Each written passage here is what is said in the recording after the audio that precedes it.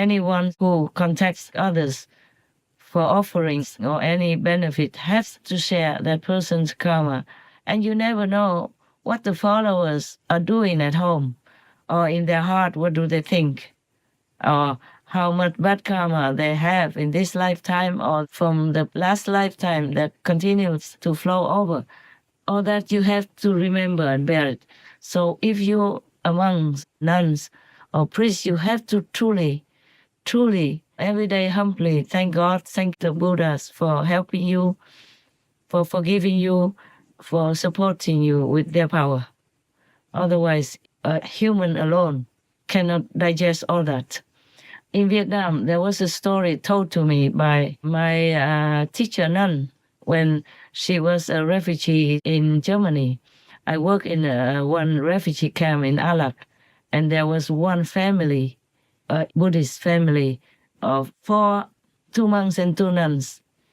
The husband and the son were monks, and the daughter and the mother were nuns. Yes, as the mother nun told me, they are the ones who witnessed my vow in front of them. They told me whatever I wished. If the incense never curls, rounds down, or falls down, if the incense ash doesn't fall, then my wish will come true. My wish was real and sincere. All the incense stood up, all burned, but none of the ash fell down. That's why after I went to the Himalayas and came back, and I wanted to repay her kindness because she taught me something about Buddhas, Buddhists, and encouraged my faith more in Buddhism. At that time, I had the Buddhist faith as well as Christian, so I wear a cross in front of my chest. One of the Caritas workers gave it to me, so I wear it. The Buddhist nuns didn't like that I wear the cross. They would like that I wear the Buddha statue instead. They would like to drag me into Buddhism instead of Christianity. I'm telling you, it's difficult in this world to follow one faith, because others would like to drag you into their other faith, because they think Buddhism is better and the other one thinks Christianity is better, etc. They could fight forever, verbally at least. But in my family, my father is Christian, my grandma and mother Buddhist, so what am I to do? I was born and raised up in both traditions. And my vow at that time in front of my 4 monastic reverends was that I think my life, I said to the Buddhas in heaven, my life is not too bad as a human. I know human's life is bad, but mine is not too bad. So please, if I have any merit, please transfer it to the worst souls possible, but don't let me know it. And that's how all the incense stood up. And at that time, I did not tell the monks and the nuns, but I think I can tell now. I did. Why not? Just a moment, I asked whether or not it was wrong to tell. No, it's already happening. I'm already very old, and for many decades, I already been doing that. So I never know if I die tomorrow. Working so hard and running a lot, so never mind. Otherwise, you would have it in your mind all the time. What did she say? What did she vow? Why did the incense stand all straight and nothing from the ashes fell down like that? What did she say? And it will make your mind too busy. So that's really happened in my life. Since then, it has happened all the time. But it did happen already before without me knowing it. Just like I was already born a Buddha, but I was not allowed to know when I became older. I had to go and get it back again. And after I knew it, I didn't dare to say anything anymore. Because I can see that all the masters tell people that they are masters from God and the Buddha and all that, and they all get very terrible lives, and not many people believe them anyway. Even just to be a normal master, even Supreme Master, I already got beaten everywhere, not to talk about being Maitreya Buddha or Christ, the one and only for this period of time that could help the world, you know. Of course, people would not believe it. If they look at me, they say, what? She's just a small woman. How can she be a Buddha? A woman cannot be Buddha. Huh? What if I am already a Buddha? Yes, I can do many things. I can become a woman or man, according to what benefits humans the most. Yeah? So even if you don't believe that I'm a Buddha, please don't say anything bad about me.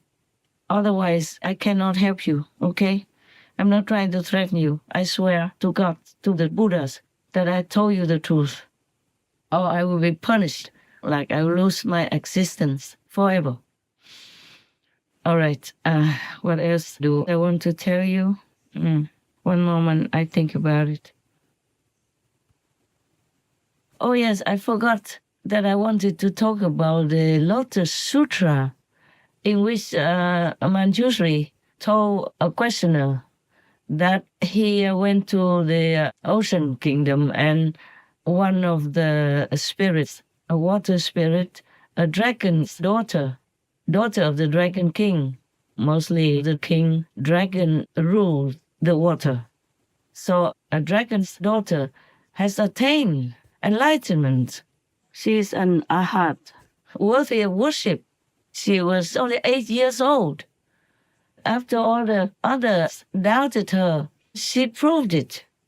But these people, the ones who questioned her and questioned Manjushri, they're also on the higher level already, not as high as Arhat or Buddha, but they probably on one without return.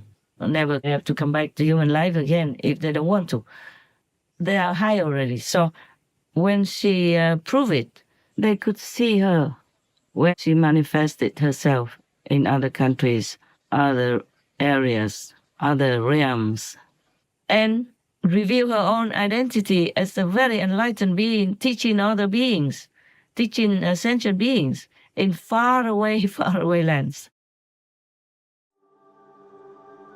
Ngài Văn Thù Sư Lợi nói, có con gái của vua rồng Ta Kiệt La mới 8 tuổi mà căn tánh lanh lẹ, có trí huệ, khéo biết các căn tánh hành nghiệp của chúng sanh, được pháp tổng trì, các tạng pháp kín rất sâu của các Phật nói đều có thể thọ trì, sâu vào thiền định, rõ thấu các pháp.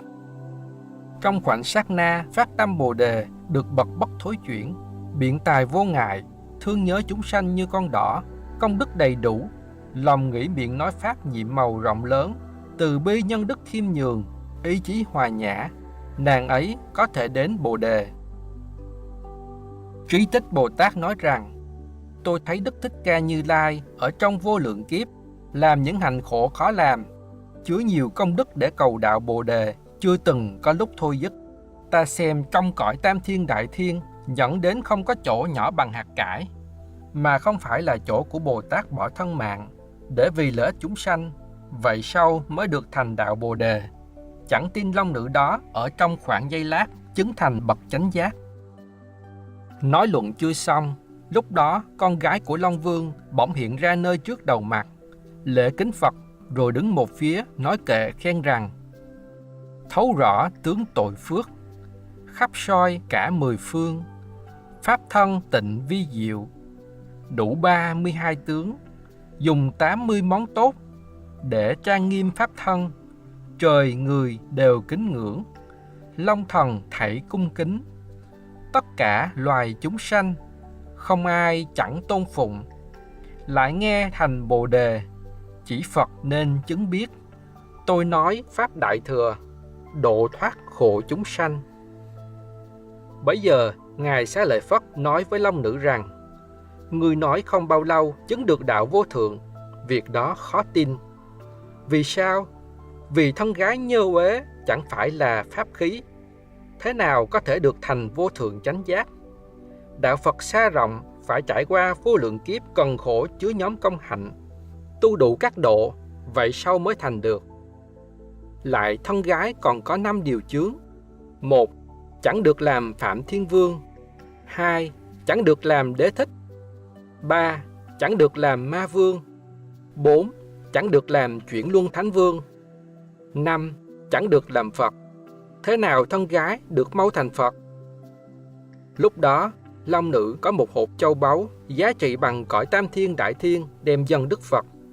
Phật liền nhận lấy. Long Nữ nói với Trí Tích Bồ Tát cùng tôn giả Xá Lợi Phất rằng: tôi hiến châu báu, Đức Thế Tôn nạp thọ. Việc đó có mau chăng? Đáp: rất mau.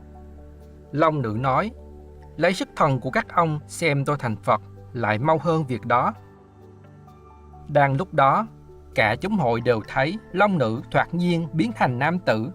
Đủ hạnh Bồ Tát liền qua cõi vô cấu ở phương Nam, ngồi tòa sen báu, thành bậc chánh đẳng chánh giác, đủ 32 tướng, 80 món đẹp, khắp vì tất cả chúng sanh trong 10 phương mà diễn nói pháp màu.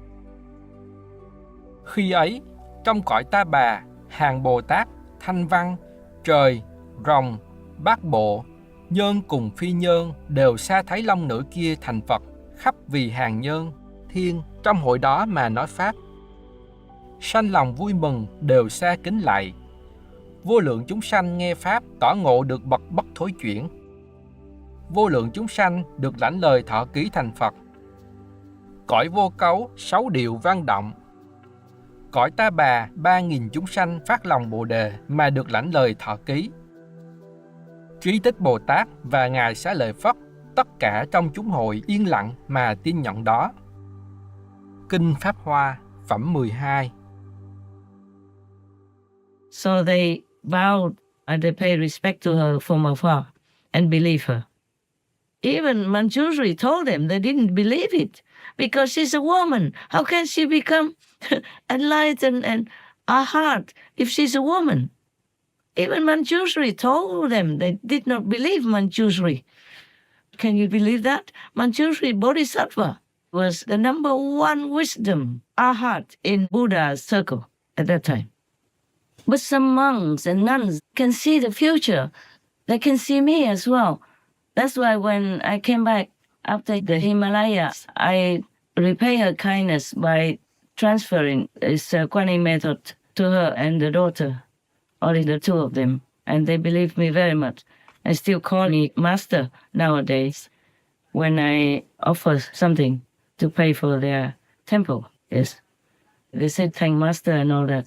I was not there. I just sent people to offer it. I offer to some temples. I don't want to say how many and where. And when we first met, she also taught me things. At least she gave me one sutra in Germany. At that time, I didn't know where to get some sutra, so she gave me one. I remember that. Whatever I read, it was before a long time ago in Vietnam, you know. In Germany, you can't find Vietnamese Buddhist sutra, very difficult. And she believed in me very much, still does. And she did tell me what she knew about Buddhism at that time. At that time, I was still running around the planet and didn't go to find enlightenment anywhere yet. But those who say that I took refuge, but she's very humble. She didn't accept me as her follower or disciple because you take refuge in a monk or a nun, and then you make an offering to them and all that. She did not accept that. She took me to the other monk who has a temple. She didn't have any temple, and she thought she's a woman, and she's not fully the bhikkhuni. She didn't take 250 precepts at that time to become a real bhikkhuni, meaning not a full nun, you know. So she took me to fully equipped full monks to take refuge in. And it was nothing really. They just maybe take your red envelope with some offering money in it, and they just tell you, okay, and now you are the disciple of Buddha, Sangha, and the Dharma. That's it. And they taught me nothing. The so-called two monks, big monks with temples, they didn't teach me anything at all. Not more than the nun that taught me or gave me a sutra even. And then when I went to learn somewhere else, they blame me for being a heretic or whatever. They didn't teach me anything. They should have taught me how not to be heretic then, if I am heretic. But never mind, humans, monks, nuns, they are humans also. They are not saints yet. That's why. Buddhas are different. Buddha was born as human, but he wasn't a human. He said he has been a Buddha since forever already. Just this time he came back after the full circle of work service in the human world. That's what it is. So this was the last time he went the full circle already from Buddha to become a Buddha again. That's it. But he has been Buddha since forever before. Eons, countless of periods of many earths, many heavens, destroy, rebuild. He's been Buddha a long time already. So long you can never count. That's called many eons of time. The same with Maitreya Buddha and many other Buddhas.